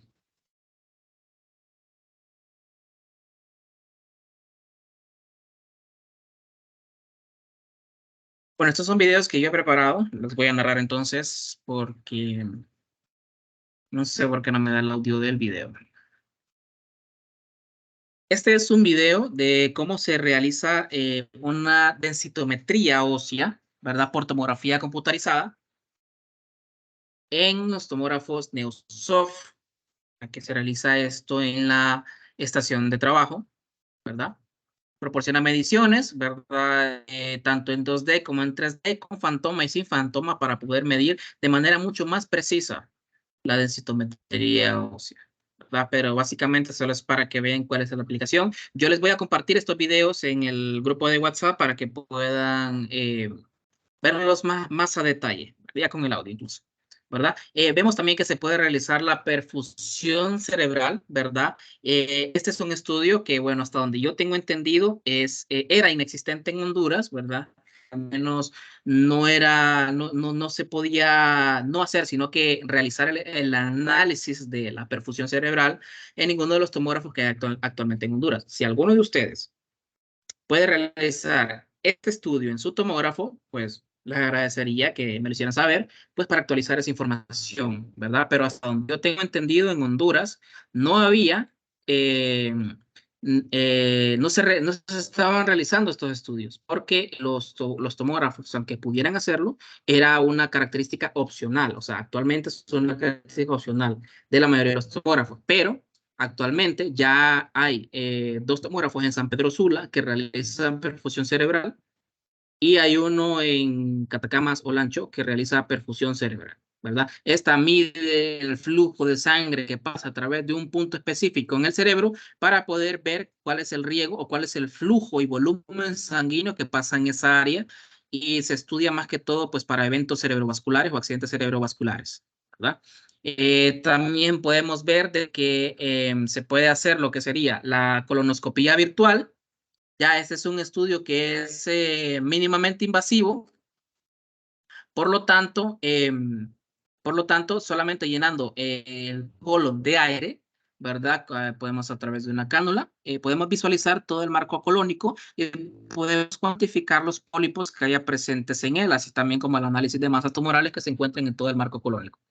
Principalmente eso, ¿verdad? Es un estudio que es mínimamente invasivo, considerando, claro, de que para revisar el colon realmente se debe realizar una endoscopía con un endoscopio flexible, ¿verdad? Entonces, pues tomando en cuenta eso, es un estudio que es mínimamente invasivo. Tan solo con insuflar aire en el colon ya podemos visualizar todo el marco colónico, ¿verdad?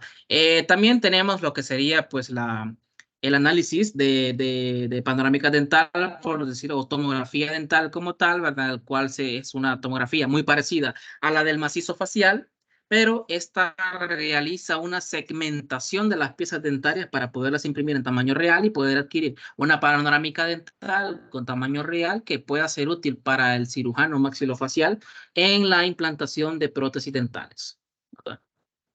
Esto lo hace de manera automática, tan solo pues teniendo la aplicación, ¿verdad? Luego tenemos otra, pues, que es a diferencia de la colonoscopía virtual, esta es endoscopía virtual, esta es para la vía aérea alta, ¿ya? Que vemos ahí que estamos pasando por la tráquea hasta la bifurcación en la carina, ¿verdad? Hacia los bronquios primarios, ¿verdad? Del tórax, y aquí podemos ver una endoscopía de la aorta, tanto torácica, bueno, descendente, ¿verdad? Llegando hacia la aorta abdominal, ¿verdad? Esta fue con inyección de medio de contraste y podemos ver ahí que vamos llegando a las ilíacas hasta llegar, ¿verdad? Hasta llegar a sus ramificaciones, ¿verdad? Hasta las femorales y tal, ¿verdad? También en el estómago, ¿verdad? Para visualización gástrica, de las paredes gástricas. Y este es el análisis de energía dual, ya que también se encuentra en los tomógrafos de 32 cortes, no en todos, ¿verdad? O sea, actualmente en Honduras solamente los tomógrafos de Neusoft. Todas estas aplicaciones que les estoy mostrando actualmente solo en tomógrafos Neusoft. No quiero decir que no se pueda hacer en otra marca, lo que quiero decir es que actualmente solo estos la hacen. Ya, pues ya sea porque la persona que compró el tomógrafo no adquirió la licencia o porque el tomógrafo definitivamente no tiene la capacidad, ¿verdad? Aquí vemos también para el área de oncología, ¿verdad? El análisis de tumores, ¿verdad? Aquí lo importante, claro, muestra un mapa panorámico de la masa tumoral que estemos evaluando, pero lo importante es que brinda el parámetro RECIST, ¿ok? El parámetro RECIST es un parámetro que se utiliza en oncología para medir la viabilidad de extirpación del tumor y la probabilidad de que el paciente pueda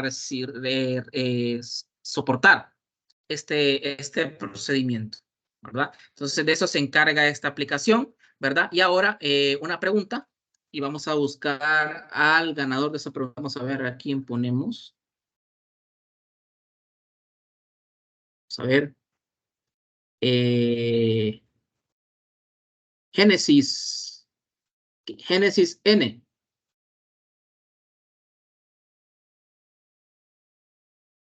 ¿A partir de cuántos cortes se puede realizar una tomografía cardíaca? Génesis N.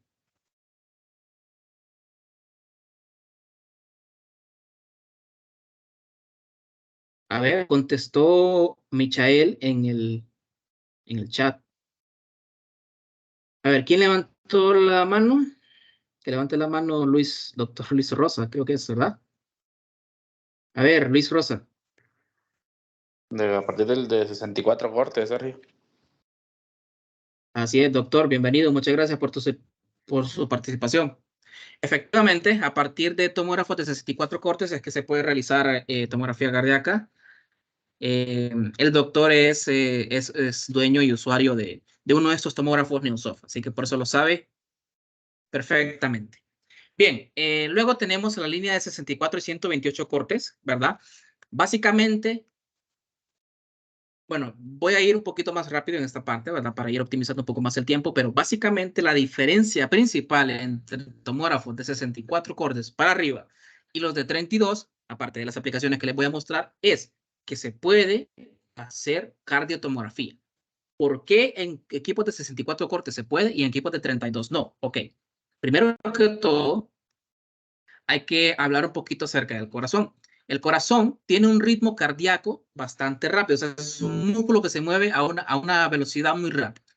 ¿verdad? Entonces, como se mueve muy rápido, el tomógrafo de 32 cortes, incluso el más rápido, que es el de 0.7 de rotación, que es el Neovis Ace SP de 32 cortes, también hay algunos otros tomógrafos que pueden opcionalmente tener una velocidad más rápida, pero eso ya es modificar un tomógrafo. Ahora, de fábrica, el tomógrafo más rápido, o de los más rápidos del mercado, es el Neovis Ace de 32 cortes. Varios de ustedes ya lo conocen. Pero ni aún así ese equipo puede alcanzar la velocidad del ritmo cardíaco. Y esto que hay que reducir el latido cardíaco al menos a 60 pulsaciones por minuto para poder alcanzar esa velocidad. Entonces, esa sería una de las principales razones, o la mayormente principal, ¿verdad? Y también la cantidad de cortes que puede hacer en un área específico. Necesito una cantidad de cortes de 64 cortes para poder abarcar toda la anatomía del corazón, que son alrededor de 100 a 150 milímetros. ¿Ya? Entonces, sería una de las cosas que diferencian un tomógrafo de 64 a partir de que es más rápido, que tiene mayor cobertura, ¿verdad? Que tiene mayor capacidad de almacenamiento de calor en el tubo rayos X. Y luego tenemos la línea de 256 y 512 cortes. ¿Cuál es la principal atracción ya de estos equipos que ya pues entramos en una tecnología mucho más avanzada? Y es que todos estos empiezan a utilizar inteligencia artificial para realizar tanto el posicionamiento del paciente como la adquisición, como el postprocesamiento. Ahora, algunas de estas aplicaciones se van a encontrar también en tomógrafos de 32 cortes de nueva generación, como el Neovis Ace SP. Por ejemplo, tenemos detección automática de nódulos pulmonares. Eso los detecta de forma automática y se los señala. Básicamente le dice, mira, acá hay un nódulo, mira, acá hay otro, acá hay otro. Entonces, le da algunos datos como su localización, ¿verdad? Y sus características morfológicas para que el médico pueda determinar cómo proceder con estos nódulos. Si tratarlo o se puede convertir eventualmente en alguna infección un poco más grave. También, como les mencionaba, la densitometría ósea, ¿verdad? Que también de forma automática, eventualmente, y también una perfusión, digamos, cardíaca, ¿ya? Y análisis de la válvula aórtica, ¿verdad? Que lo hace de manera automática. Este es el hecho de la implementación de la inteligencia artificial en tomografía computarizada. Y aquí podemos ver, por ejemplo, dos casos de también cómo reducen la dosis de radiación estos tomógrafos, ¿ya? No solo reducen la dosis de radiación, sino que de manera, con ayuda de la inteligencia artificial, pueden mejorar la imagen o suavizarla sin alterar la resolución de contraste. Hoy en día nosotros con nuestros tomógrafos actualmente podemos mejorar la imagen sin alterar la resolución de contraste.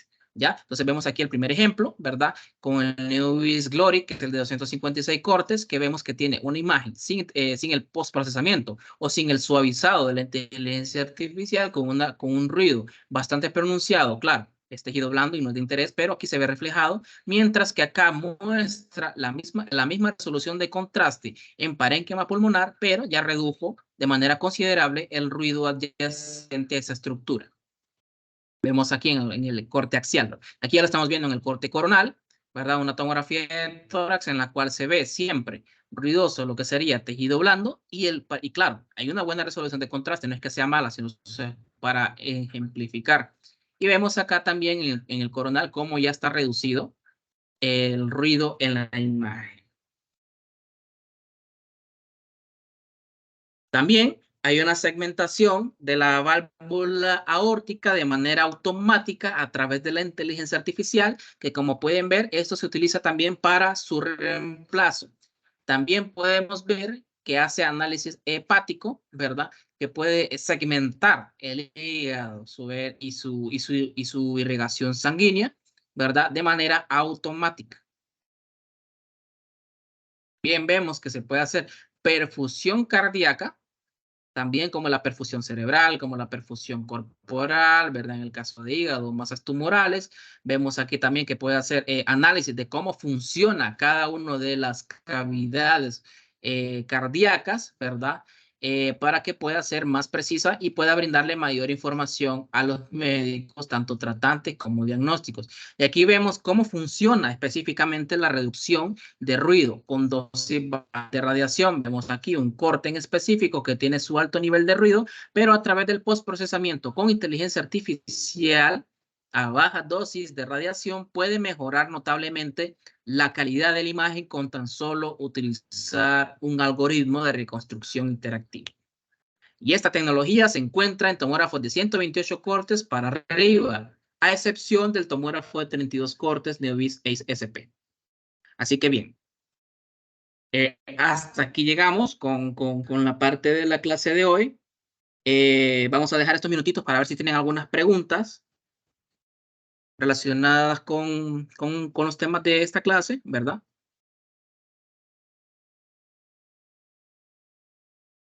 Y si no, pues podríamos dar por finalizada la clase.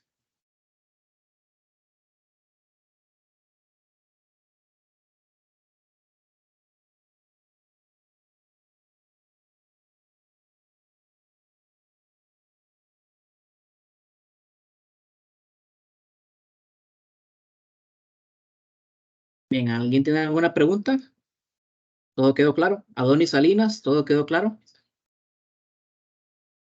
A ver, ¿alguien levantó la mano? Sí, todo Pregunte, bien. pregunte.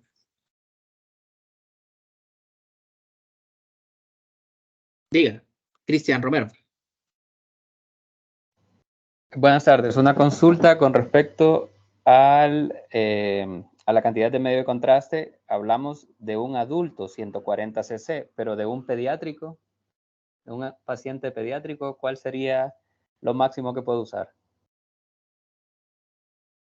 Para eso se recomienda que se haga un análisis de filtración glomerular al lado del médico radiólogo, puesto que las cantidades de contraste que se utilizan con pacientes pediátricos se hacen, digamos, cálculos según el paciente, porque ahí sí varía mucho el peso de cada paciente, ¿verdad? En adultos casi no varía mucho el peso, siempre andan casi entre 70 y 100 kilogramos la mayoría. Entonces se puede hacer de manera general la cantidad de contrastes, pero en pacientes pediátricos el peso es muy variable. Por lo tanto, se debe hacer un análisis de filtración glomerular por cada paciente, o por decir así, lo mejor es siempre consultar con el médico radiólogo. Siempre va a ser la mejor opción. Y para las personas que no cuentan con un médico, bueno, los centros que no cuentan con un médico radiólogo de planta al que le podamos consultar, ¿verdad? Siempre lo ideal es, por ejemplo, ¿qué estudio contrastado le van a hacer? Bueno, en varias ocasiones son siempre el cerebro por temas de malformaciones arteriovenosas congénitas o algunos casos, pues para ver, evaluar, ¿verdad? Algunos sistemas de irrigación sanguínea como en tórax o en abdomen. Por lo tanto, la cantidad de contraste que se va a utilizar va a ser similar a la que mencionó el compañero Brian Verde, ¿verdad? Que era 0.5 cc por kilogramo de peso, ¿verdad? Hasta 0.7 cc de contraste por cada kilogramo de peso, ¿verdad? Y la concentración de contraste va a ser 300, no va a ser 370. Listo, gracias. Perfecto. ¿Alguna otra pregunta?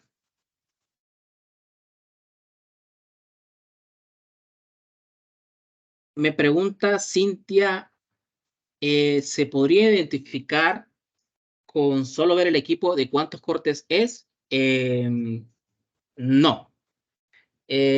La parte externa del equipo, el gantry, digamos la carcasa, no define cuántos cortes puede hacer. Así que no, tendría que revisarse la ficha técnica del equipo para poder saber exactamente cuántos cortes tiene, ¿verdad? En la ficha técnica va el modelo, unidades de calor que puede almacenar el tubo, cantidad de cortes, velocidad de rotación, velocidad de pitch, ¿verdad? Movimiento de la mesa, potencia del generador. De todos esos factores depende la velocidad, perdón, la cantidad de cortes que puede hacer y de la cantidad de filas de detectores que tenga. Así que al menos solo con ver el equipo no se podría. A ver, claro que uno ya conozca el equipo, ¿verdad? ¿Alguna otra pregunta?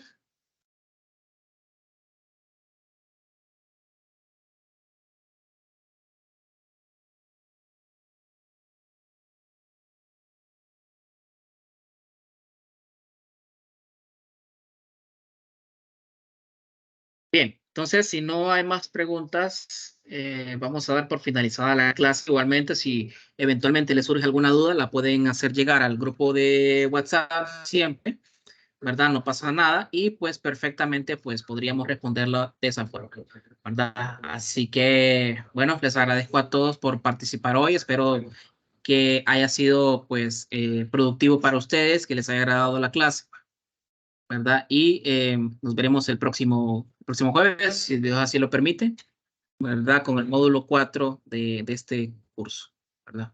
Ha sido un gusto, muchas gracias. Bye. Gracias, Sergio. Muchísimas gracias, Por nada. Sergio. Por nada, a ustedes. Muchas gracias. Muchas gracias, Sergio. Dios lo Buenas guarde. tardes. Saludos a todos. Chao, saludos. Muchas gracias. Chao, chao, de nada. A ustedes, gracias a ustedes.